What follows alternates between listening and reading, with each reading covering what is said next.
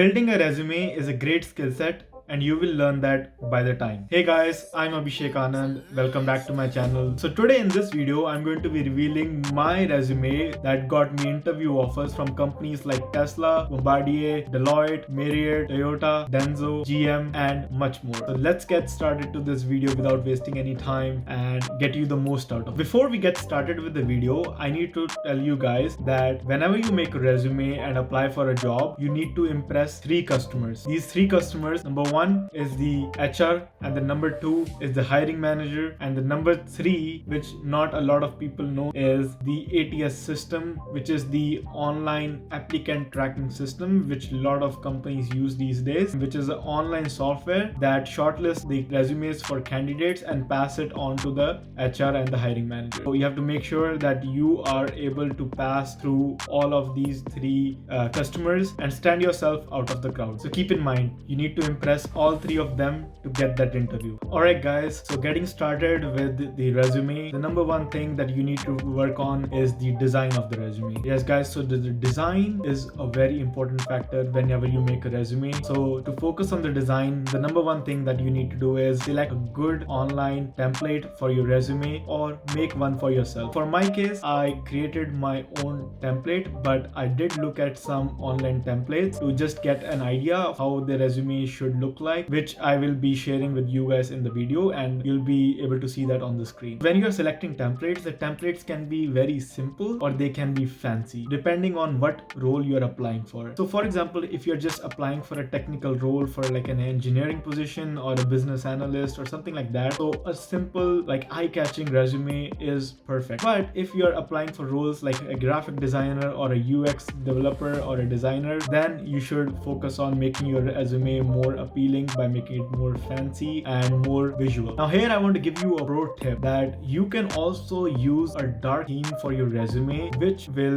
make your resume look different from other candidates. So guys, like whenever the recruiting managers or the hiring managers, they are looking at resumes, they have to pass on so many resumes. But imagine if just like when they are passing on through hundreds of resumes and your resume comes out to be a dark themed resume, they will just get to focus on it that, oh wow, okay, like let me just have a quick look at. So this gives you a kind of a chance to attract them. But yeah, it's not the end of the day, so you can also pick a normal template. The most important thing when you're working on your resume and making that template is to focus on the format of the resume, keep it clean and consistent and well organized. Now talking about my resume, these are the contents that I always put into my resume and I have developed them over the years. Number 1 thing comes is the header. Number 2, the education. Number 3, the skills. Number 4, your leadership experience. This can be optional, or you can also rename by saying extracurricular activities or extracurricular experience. And number 5, the work experience. And number 6 is the related projects. These projects can be academic project or your personal projects or both of them. The number 1 tip that I have for you guys is present yourself confidently. Remember that before you meet any HR manager or a recruiting manager, your resume is going to be your first impression. So make sure that first impression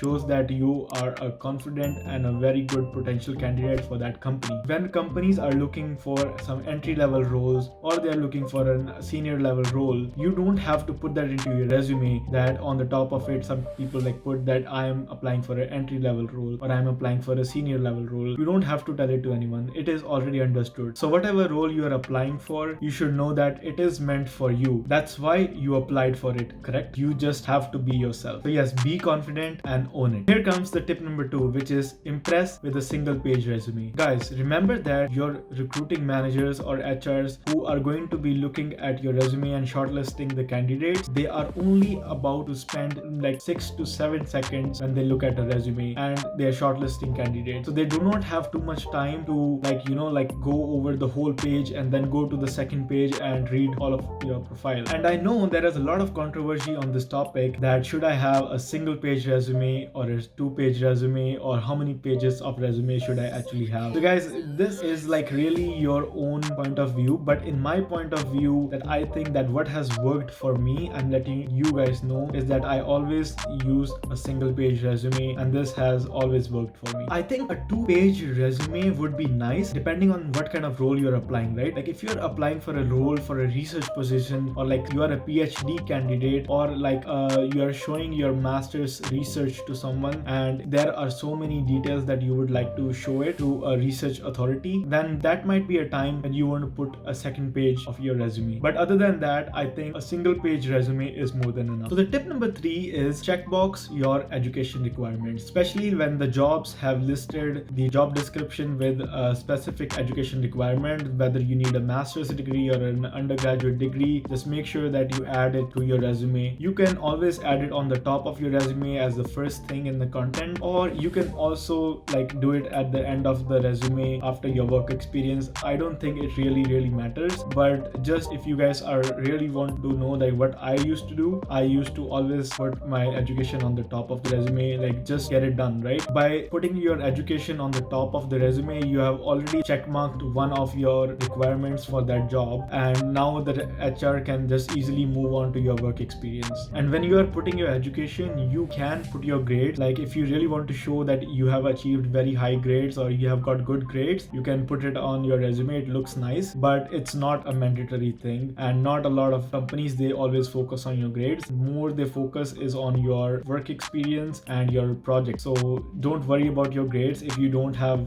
like excellent grades to show in your resume, you just don't have to put it on it. And another tip I would give is like whenever you add your education, maybe put 1 or 2 bullet points indicating what you have achieved while you were in school. Maybe you have got some awards or scholarships. So this just shows to them that you are an excellent student or an excellent candidate who has performed well during their education, and it looks more attractive. But tip number 4 will be exaggerate and quantify. Exaggeration and quantify is just going to make your resume much more appealing than any other candidate's resume. Number 1 is that use action verbs, such as like you want to show your management skills or your leadership skills or your communication skills, something like that, and this can be showed through the bullet points under your work experiences. You can use the action verbs like managed, planned, organized, led, something like that, that make you look like you took the ownership of doing that task and you are the one who is doing that task. Always remember guys, recruiters love to see numbers. So whenever you have any kind of numbers, like it could be some financial form of numbers, or it could be like some profit, or it could be some sales, or it could be improving some efficiency in something. So always add those kind of numbers. It looks definitely more appealing when you're making those bullet points. Showcase what results you have achieved and how you achieved them. For example, you can look at my resume that I mentioned my action items in a way that under the leadership work experiences, for example over here is research, design, tested and developed elements of a vehicle resulting in 4% more efficiency and strengthened composite. This 4% increase in efficiency means I'm letting them know that what results that I achieved. You have to make sure that you are disclosing what kind of results that you have achieved, and this will definitely stand you out from the crowd that I mentioned. For example, if you look in my resume under my work experiences, the bullet point number 1 says troubleshooted and resolved 10 newly installed audiovisual systems to combat virtual learning problems and working in a dynamic team environment. So here I already mentioned to them that how many audiovisual systems that I have resolved, and I have used the action verbs such as the troubleshooted, and I have shown them that I am a problem solver, that I resolved those problems, and I mentioned that I am working in a dynamic team environment, so I am a team player as well. So guys, my tip number 5 will be use relevant experiences and projects. So guys, that is very important that you only list those experiences and those projects, whether academic or your personal project, that have relevancy for a job that you are applying for. Just make sure that it should make sense to that HR person or to the hiring manager why you are trying to show them that experience or the project, and make sure that the most relevant project stays on the top of your resume and the least relevant project or experience can be shown at the bottom in a one-liner format using 1 bullet point, just to show someone that you have gained a lot of experience and you have worked on several different projects. Sometimes if you don't think that project or an experience is relevant to the job that you're applying for, you can just remove it from your resume and save space space for adding something more valuable. And here's my tip number 6, which is also a pro tip for everyone. This is that add leadership experiences to your resume. These leadership experiences are meant to show that you take initiative in whatever you do, you take the lead in any task that you work on. And also, you don't have to be in an executive role to show that you take leadership initiatives or you take a lead on whatever you do. But if you do get a chance to take that executive position sometime while you are in school or you are in any of your jobs or in any of your experiences, I will definitely recommend that you should try it and take that initiative to do it. It really counts when you add that to your resume. And don't worry if you don't have any executive experience or any executive role to show in your resume. You don't have to be in that position, as I said. So you can just show that you are taking leadership initiatives by adding some action verbs to your work experiences and your other experiences, just by showing them that you're taking a lead in doing that project, by participating in that project and getting involved in different things. Alright guys, so here's the tip number 7, which is always